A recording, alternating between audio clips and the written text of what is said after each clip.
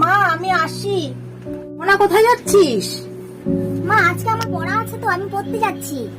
তুই যাচ্ছিস? দাদা এই যে এই মোবাইলটা রাখ, তোর পড়া হয়ে গেলে ফোন করবি আমাদের। হ্যাঁ, রাস্তাঘাটের যা পরিস্থিতি, তুই কিন্তু একা একা কখনো বের হবি না। আজকালকার দিনকাল খুব বাজে।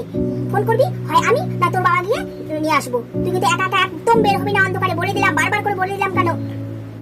ঠিক আছে দাও তাহলে মা, আসি। হ্যাঁ টাটা। মেয়েটা এখনো আসছে না কেন?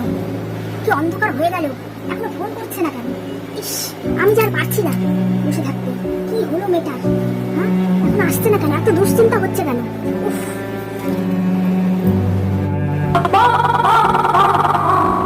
মোনা, চিঠি? এ কি, আমি কি ভাবছি?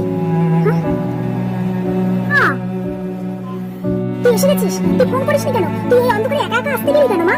হ্যাঁ, কোনো কিছু যদি হয়ে যেত বল, তখন কি হতো? তুমি যে আমাকে ফোনটা দিয়েছিলে ওটা না